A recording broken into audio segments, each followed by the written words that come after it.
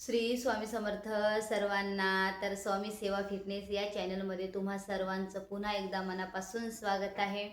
स्वामी तुमच्या इच्छा पूर्ण करो, सदैव तुमच्या कुटुंबावर स्वामींचा आशीर्वाद असो, हीच स्वामींच्या चरणी मी प्रार्थना करते आणि आपल्या या व्हिडिओला सुरुवात करते. चला तर स्वामी भक्तांनो, तुम्ही जर नवीन असाल तर आपल्या चॅनलला सब करायचं आहे, नोटिफिकेशनला ऑन करायचं आहे, जेणेकरून मी जे काही नवीन व्हिडिओ बनवत असते त्याची नोटिफिकेशन तुमच्यापर्यंत पोहोचते. चला तर मग आजचा जो व्हिडिओ होणार आहे, जेणेकरून स्वामी चरित्र सारामृताचं पठण मी कशी करायची आणि त्यानंतर तो ग्रंथ माझ्याकडे होता का नाही होता, किंवा मी ती सेवा कशी पार पाडली, तर आजच्या या व्हिडिओमध्ये तुम्हाला माझ्या सेवेबद्दल माहिती सांगणार आहे आणि स्वामी सेवा करण्याची इच्छा माझ्यामध्ये कशी जागृत झाली आणि ती सेवा करण्यासाठी मी काय धडपड करत होते, मी आज तुम्हाला व्हिडिओमध्ये शेअर करणार आहे. चला तर मग आपल्या या व्हिडिओला शेवटपर्यंत थांबायचं आहे. तर स्वामी भक्तांनो, मी तर सेवा करायची, माझ्याकडे एक फोटो होती छोटीशी 60 रुपयेवाली, सेवा करत असायची. आरती वगैरे करायची महाराजांची, सकाळ संध्याकाळ 2 टाईम आरती व्हायची, जेणेकरून मग म्हणजे हळूहळू हळूहळू योग वाढत गेला सेवेमध्ये. स्वामींना आपली सेवा प्रिय झाली आणि स्वामी महाराजांचं मला ग्रंथ, असंच व्हिडिओ पाहायची मी, ग्रंथ माझ्यासमोर आला वाचायचं. तर ते ग्रंथाचं नाव आहे स्वामी चरित्र सारामृताचं पठण. आता हे स्वामी चरित्र सारामृत मी मार्केटमध्ये शोधायची, मला भेटत नव्हतं. त्यानंतर मी मठामध्ये सुद्धा बऱ्याच ठिकाणी पाहिलं होतं, जेव्हा मला पाहिजे होतं तेव्हा मठामध्ये सुद्धा अवेलेबल नव्हतं. आणि असंच करत करत करत करत मी ते श्री गुरुपेठ ॲपमधून ते मागवलं होतं, पण ते पण माझ्या काय ॲड्रेसवर येऊन पोहोचलं नाही आहे. मग एक शेजारच्या काकू होत्या, त्या काकू लातूरच्या होत्या, जेणेकरून ते स्वामी सेवा करायचे आणि त्यांच्या घरामध्ये तो दिसला मला ग्रंथ स्वामी चरित्र सारामृताचा, जी पोथी होती ना ती त्यांच्या घरामध्ये दिसली. मग त्यांना मी म्हटलं की काकू तुमची पोथी मला देणार का पारायणासाठी, तर घेऊन जा म्हणे. मग पारायणाची ती पोथी आणली. मग महाराजांची 1 ते 21 अध्याय एकाच मांडीवरती मी करायची. पण जेणेकरून आता ती पोथी मागण्याची वेळ आली. आता ती पोथी मला त्यांना द्यावीशी वाटत नव्हती, पण ती पोथी माझ्याकडे नव्हती. मग त्यांना काय बोलले की काकू मी ना याची झेरॉक्स मारून आणते आणि याची बुक्स बनवून आणते. मग मी काय केलं, त्या स्वामीचरित्र सारामृताचं गेले झेरॉक्सच्या दुकानामध्ये, झेरॉक्स मारले सगळ्या पेजेसचे आणि बुक्स म्हणजे बुक्सच्या दुकानावर जाऊन तिथे बुक्स बनवून आणली सेम टू सेम. पण मग ते त्यांना दिलं, मग ते वाचत राहिले मी. मग माझी सेवा करण्यामध्ये खूप असं मन गुंतलं.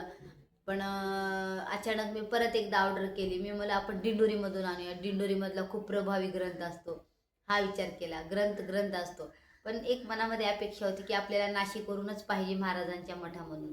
मग मी ऑनलाईन ऑर्डर केलं. ऑनलाईन ऑर्डर केल्याच्या नंतर पण आलं माझ्याकडे 2 झाले. मग वाचायला तर एक वेळेस एक पण नव्हतं, पण 2 माझ्याकडे झाले. मग त्यानंतर मग सेवा करत राहिले, वाचत राहिले.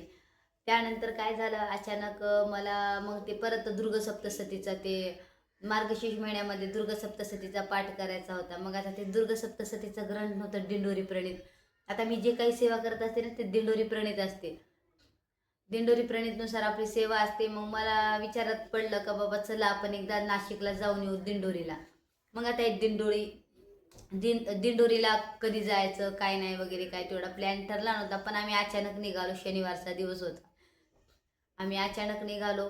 मग मी म्हणलं आता मी एवढं खुशीने गेले, घराच्या बाहेरून एवढं खुशीने गेले. मी मला आता मी टोटल ग्रंथ आणणार.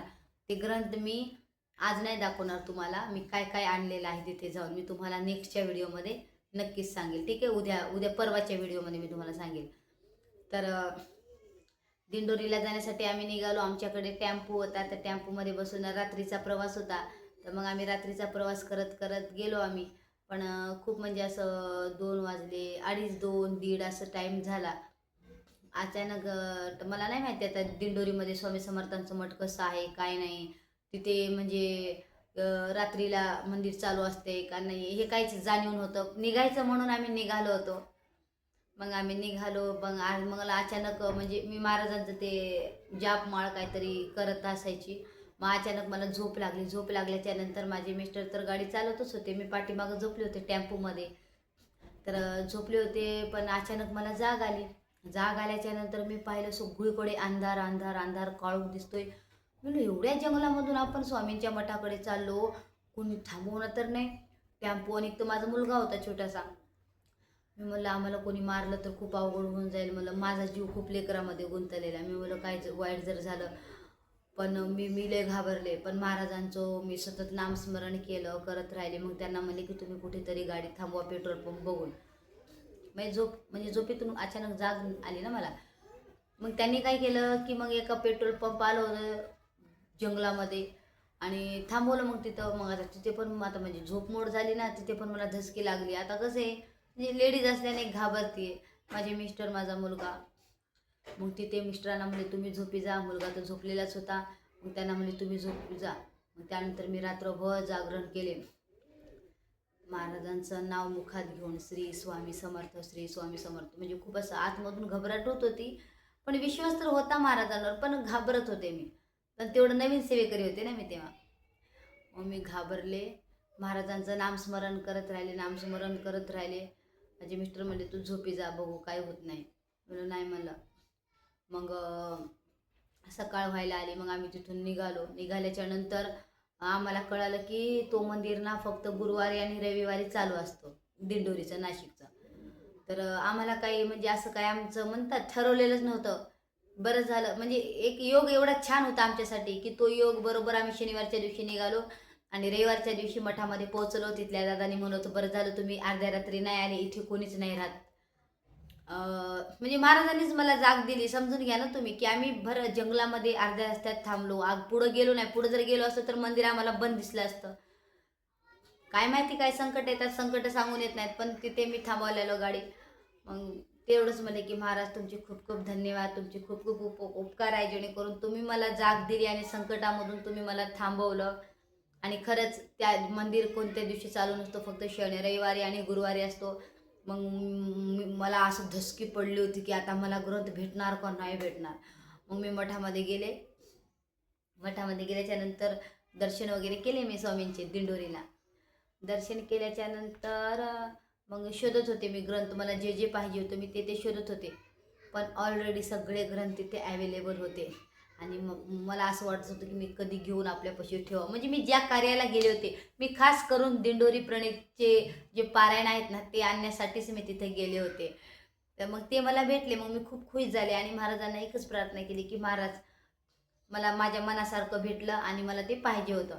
म्हणजे जेव्हा एखाद्या वेळेस आपण सेवा करतोय ना महाराजांची मन लावून, मग तेव्हा ते सेवा आपल्याला एवढी प्रिय होत असते की ते सेवा केल्याशिवाय आपण राहत नाही आणि कधी कधी करावं की असं वाटतं. हेच याला म्हणतात खरा भक्त. जेणेकरून महाराजांची ओढ आपल्यामध्ये आली पाहिजे. सेवा करायची म्हणून करायची नाहीये किंवा काही संकट आहेत म्हणून सेवा करायची असं नाहीये. एक ओढ निर्माण करा महाराजांच्या सेवेमध्ये. आपल्याला जे पाहिजे ते मिळणारच आहे, पण मनाभावातून सेवा.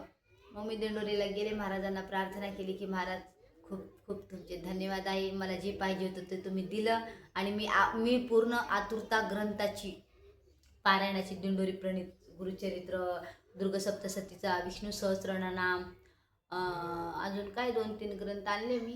ते मला म्हणजे मला ते पाहिजेच होतं आणि मला ते दिंडोरीमधूनच पाहिजे होतं. मग मी तिथले दर्शन केले, ग्रंथ घेऊन आले घरी आणि चालू केले मग सेवा करायला. आणि तो दिवस मला आज पण आठवतो आणि नेहमी आठवणार आहे. का तर तिथे महाराजांची प्रचिती मला आलेली होती. आणि मेन म्हणजे महाराज जेव्हा संकट येतात ना, तर त्या संकटाला तिथे थांबवायचं कसं हे महाराज आपल्याला चेतावणी देतात. फक्त तो संदेश आपल्याला समजला पाहिजे. खरंच स्वामी भक्तांनो, तुम्हाला जे काही जरी स्वप्न पडेल ना, महाराजांच्या महाराज जेव्हा स्वप्नात येतात काहीतरी तुम्हाला संकेत दाखवतात, ते संकेत जे आहेत ते पार पाडायचे असतात.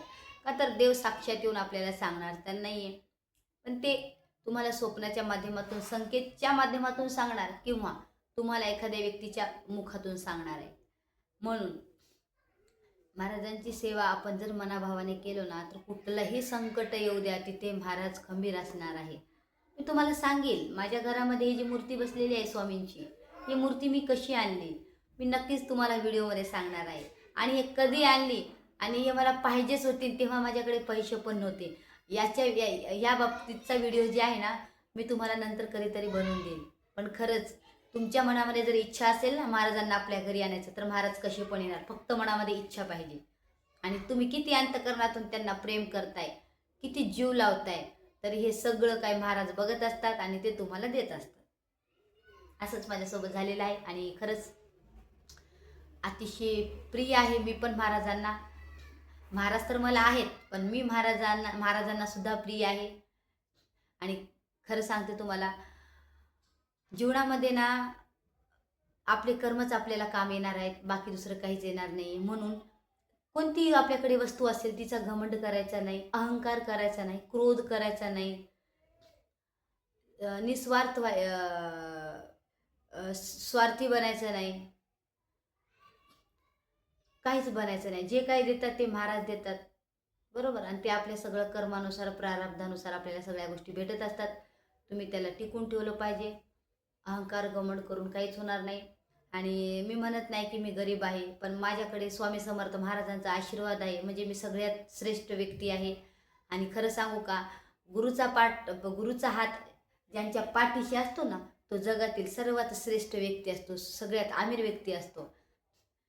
एवढंच मला पाहिजे होतं आणि महाराजांनी मला तेच दिलेलं आहे. फक्त सुखी संसार आहे, सगळ्यांचाच संसार महाराज चांगला करो हीच प्रार्थना आहे महाराजांना. आणि खरंच माझ्या भगिनींनो, ताईंनो, बंधूंनो, स्वामींना अंतकरणातून हाक मारा, ते तुम्हाला कधीही उपस्थित राहणार तुमच्यासाठी.